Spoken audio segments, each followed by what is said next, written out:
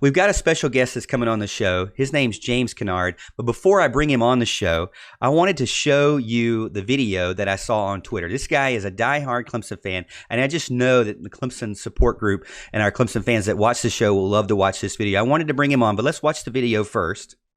So let's go over here. This is over on Twitter, and his lovely daughter posted this just on the 29th, so just yesterday. It has over 16,000 views. And here he is after the game, after Clemson wins against Ohio State. How will they respond?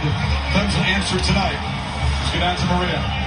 Well, Coach, your offense had to march all the way down the field to get you the 6-point lead. Your defense had to step up to preserve it. How would you describe the poise you just watched your team? What you just said. Defense had to get a stop when we had to have it, and they got it. And then everyone came out there with 3 minutes and said, hey, let's go win the daggone game, man. I mean, let's make some plays. We've been saving that little play action to Travis the whole game. And just felt like it was the right time to call it right there. And it hit. So, man. Well, that was the video from Mr. James. He is actually on the line with us right now. James, can you hear us? Yes, sir, I can. Well, welcome to the show, James. Thank you for having me. Yeah, welcome to the show, James. Thank you for coming in. We just played your video that your daughter took. Well, your daughter's video, I guess. We played that video of you just emotional about the post game, just got so many things going on. Over 16,000 people, and it's climbing in just over less than 24 hours have watched this video. A lot of Clemson fans just love it. It's been loved and shared all over Twitter, and I actually found it through the Twitterverse, and I was like, man, this is great because that game was so emotional. I felt like it was the battle of the century between two amazing teams fought out, and obviously Clemson won. But before we get into anything, I wanted to ask you, James, what kind of give us your background. You know, tell us when did you become a Clemson Tiger fan, and when did your daughter become a Clemson Tiger fan?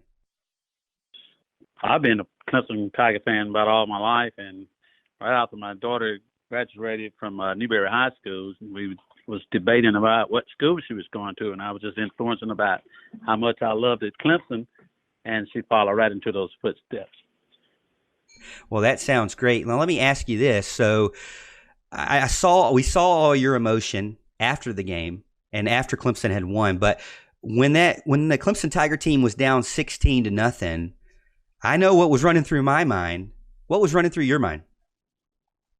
Yeah, I had stopped by my sister's and first started out watching that game. And as soon as the ball was kicked off to Ohio State, and man, they all Carolina fans, and they just dragged me out. So I said, I got to get out of here and go to Tiger's Den. We got to change this. And when I came back to Silver Street here where we lived, and about the second half, third quarter, whatnot, then things started to pick up a lot better for us. And it just changed from there. I tell you, it was so emotional just seeing Ohio State take the lead right at the kickoff.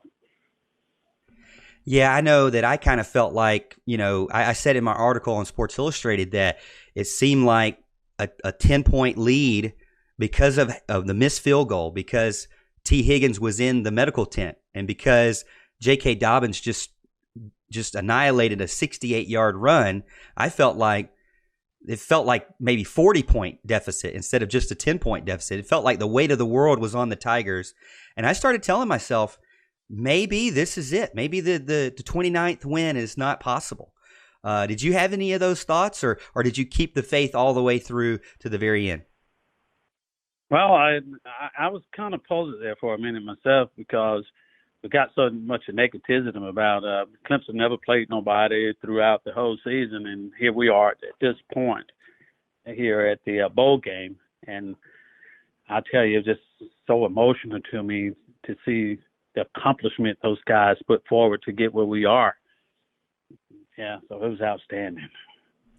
Now, did you know, when did you know that Clemson, did you know that Clemson had won, or were you okay with Clemson winning? Was it when not until the clock struck zero, or was it after Nolan got that interception, or when did you kind of know, okay, Clemson has done it? I was sitting here right at the edge of my recliner, and I looked up at the screen whenever Ohio State was passing the ball off with a few seconds left on the clock, and I noticed we made that interception, and that's when I realized that Clemson Tigers had won this victory. Well, again, James, thank you so much for being on the show. Before I let you go, though, there's a big game coming up in 2 weeks. We've been asking our fans over on YouTube, Facebook, Twitter, what they think. Here's my thing. Tiger versus Tiger. Death Valley, real Death Valley versus fake Death Valley. Real all-in versus fake all-in. What you got there? I'm sure the Vegas bettors and the media are going to say Clemson doesn't have a chance. LSU just blew out Oklahoma. I'm going to let you pick first. What do you think going into January 13th? Well, the way the Clemson Tigers played up to this point, I continue to have faith in Clemson to take this victory as well. We're just as good as LSU and competing in this ball game. So our chances of winning is just as great as theirs are. So go Tigers.